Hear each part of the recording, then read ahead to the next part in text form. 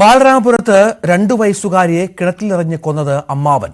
ഹരികുമാർ പോലീസിനോട് കുറ്റം സമ്മതിച്ചു. പ്രതിയെ പോലീസ് വിശദമായി ചോദ്യം ചെയ്യുകയാണ്. അമ്മയും അമ്മാവനും പ്രതികളാകും. അച്ഛൻ ശ്രീജിത്തിനെയും അമ്മുമ്മയെയും ചോദ്യം ചെയ്യലിന് ശേഷം വിട്ടയച്ചു. കുട്ടിയുടെ സംസ്കാരം അല്പസമയം മുമ്പ് നടന്നു.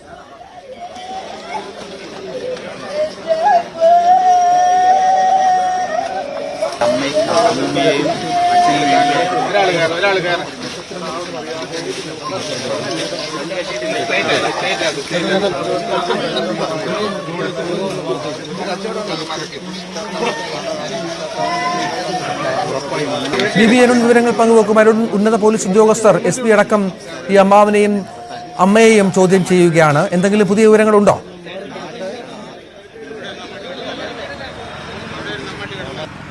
ഹരികുമാറിന്റെ അറസ്റ്റുടൻ രേഖപ്പെടുത്തുമെന്നാണ് ഇപ്പോൾ പോലീസിൽ നിന്ന് ലഭിക്കുന്ന പ്രധാനപ്പെട്ട വിവരം. ഹരികുമാർ തന്നെയാണ് കൊലപാതകം ചെയ്തെന്ന കാര്യത്തിൽ തെളിവുകൾ പോലീസിന് ലഭിച്ചിട്ടുണ്ട്. ഈ അമ്മ ശ്രീധുവിന്റെ പങ്ക് സംബന്ധിച്ചും പോലീസിന് സംശയമുണ്ട്. പക്ഷേ ഇപ്പോൾ ശ്രീധുവിനെ ഇതുമായി ബന്ധിപ്പിക്കാനുള്ള തെളിവുകൾ ലഭിച്ചില്ല എന്ന സൂചനയാണ് പോലീസ് ഉദ്യോഗസ്ഥർ നൽകുന്നത്. ശ്രീധുവിനെ ഒരുപക്ഷെ ഇന്ന് വിട്ടയച്ചേക്കും. പക്ഷേ അതിനുശേഷം കൂടുതൽ ചോദ്യം ചെയ്യൽ ഉണ്ടാകും.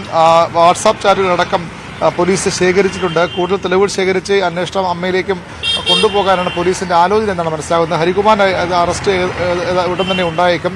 നേരത്തെ തന്നെ ഈ കുട്ടിയുടെ ദേവേന്ദുവിന്റെ അച്ഛൻ ശ്രീജിത്തിനെയും അതുപോലെ തന്നെ അമ്മയുടെ അമ്മ ശ്രീകലയും പോലീസ് വിട്ടയച്ചിരുന്നു.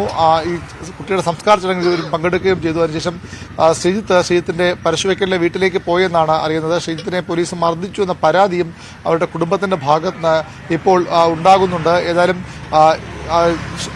ഹരികുമാർ തന്നെയാണ് കൊലപാതകം ചെയ്തതെന്ന കാര്യത്തിൽ ഏറെക്കുറെ പോലീസ് സ്ഥിരീകരണം കിട്ടിയിട്ടുണ്ട്. പോലീസിന് പല വാട്സാപ്പ് ചാറ്റുകളും അതുപോലെ തന്നെ ഫോൺ കോൾ വിശദാംശങ്ങളും പോലീസ് പരിശോധിച്ചിട്ടുണ്ട്.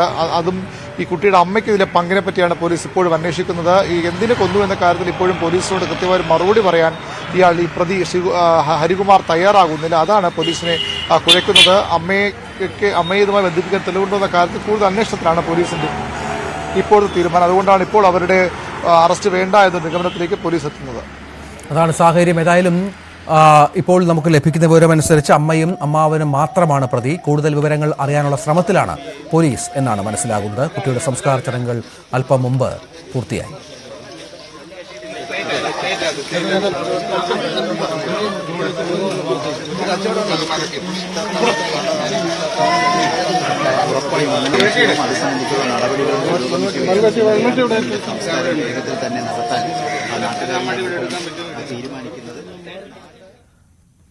രണ്ടു വയസ്സുകാരിയുടെ അസ്വാഭാവിക മരണത്തിന് ഞെട്ടലിലാണ് കോട്ടുകാൽക്കോണം ഗ്രാമം. ഇന്നലെ രാത്രി കുടുംബത്തിലുണ്ടായ അസാധാരണ സംഭവങ്ങളാണ് ദുരന്തത്തിനിടവച്ചതെന്ന് നാട്ടുകാർ വിശ്വസിക്കുന്നു.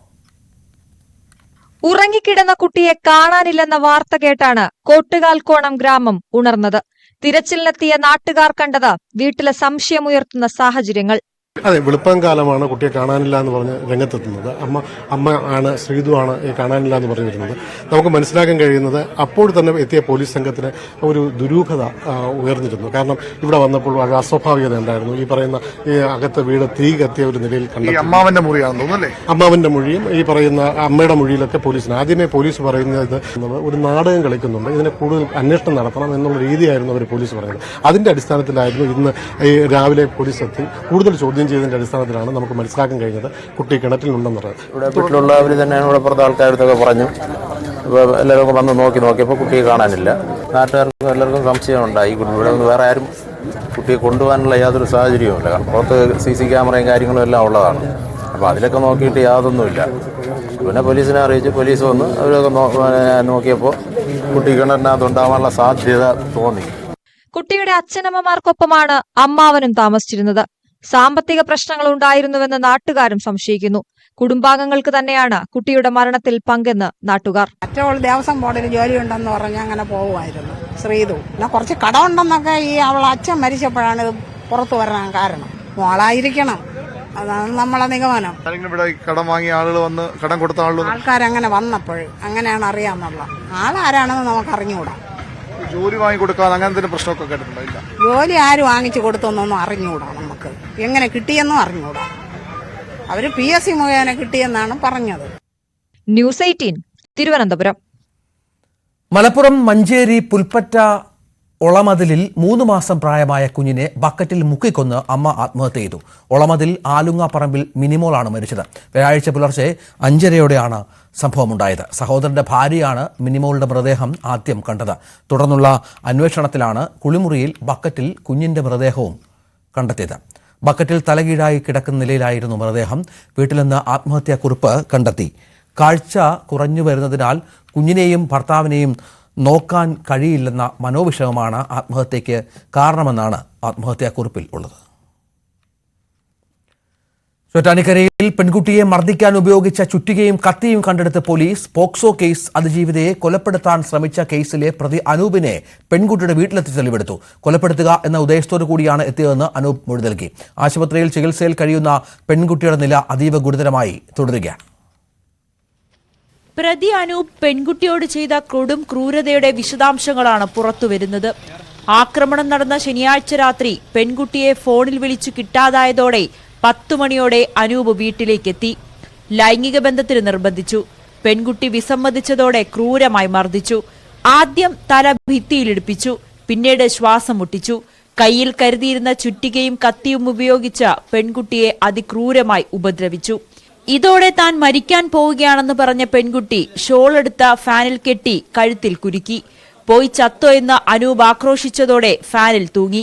പെൺകുട്ടിയുടെ മരണവെപ്രാളം കണ്ട് അനൂപ് തന്നെ ഷോൾ മുറിച്ചു. താഴെ വീണ പെൺകുട്ടിയുടെ ശബ്ദം പുറത്തു കേൾക്കാതിരിക്കാൻ മുഖം അമർത്തിപ്പിടിച്ചു. ഇതോടെയാണ് കുട്ടി അബോധാവസ്ഥയിലായത്. കുട്ടി മരിച്ചു എന്ന് കരുതി രാവിലെ 7 മണിയോടെ അനൂപ് വീട്ടിന്റെ പിന്നിലൂടെ രക്ഷപ്പെട്ടു എന്ന് ചോറ്റാനിക്കര SHO KN മനോജ് പറഞ്ഞു. ഇപ്പൊ നിലവില് ബലാത്സംഗം അതുപോലെ തന്നെ കൊലപാതകമാണ്. ദേഹമാസകലും കൺഫ്യൂഷൻ ഉണ്ട്, കഴുത്തിലും അടിവരലൊക്കെ കൺഫ്യൂഷൻസ് ഉണ്ട്. ഒച്ച വരാതിരിക്കാൻ, പുറത്ത് ആളുകൾ വരാതിരിക്കാൻ വേണ്ടി മാക്സിമം സമയം ശ്വാസം മുട്ടിച്ച് രീതിയിൽ ചെയ്തിട്ടുണ്ട്. കുട്ടി മരിച്ചു എന്നുള്ള ഒരു ധാരണയിൽ മറ്റുള്ളവർ അറിയുന്നുള്ള രീതിയിലാണ് അതിനെ ഇവിടുന്ന് രക്ഷപ്പെട്ടിട്ടുള്ളത്. ആശുപത്രിയിൽ കഴിയുന്ന പെൺകുട്ടി അപകടനില തരണം ചെയ്തിട്ടില്ല. തലച്ചോറിന് ക്ഷതമേറ്റതിനാൽ ഇപ്പോഴും അബോധാവസ്ഥയിൽ തുടരുകയാണ്. മരുന്നുകളോട് പ്രതികരിക്കുന്നില്ലെന്നും ഡോക്ടർമാർ അറിയിച്ചു. ന്യൂസ് 18 കൊച്ചി. പാലക്കാട് നെന്മാറ ഇരട്ടക്കൊലക്കേസിൽ പിടിയിലായ പ്രതി ചെന്താമരയുടെ രഹസ്യമൊഴി രേഖപ്പെടുത്തിയേക്കും. നാളെ കസ്റ്റഡി അപേക്ഷ നൽകാനിരിക്കെയാണ് അന്വേഷണ സംഘത്തിന്റെ തീരുമാനം. നാട്ടുകാരുടെ രോഷം തെളിവെടുപ്പടക്കമുള്ള നടപടികൾക്ക് വെല്ലുവിളിയാകുമെന്നാണ് നിഗമനം. ചെന്താമരയെ ജയിൽ മാറ്റാനും നീക്കമുണ്ട്.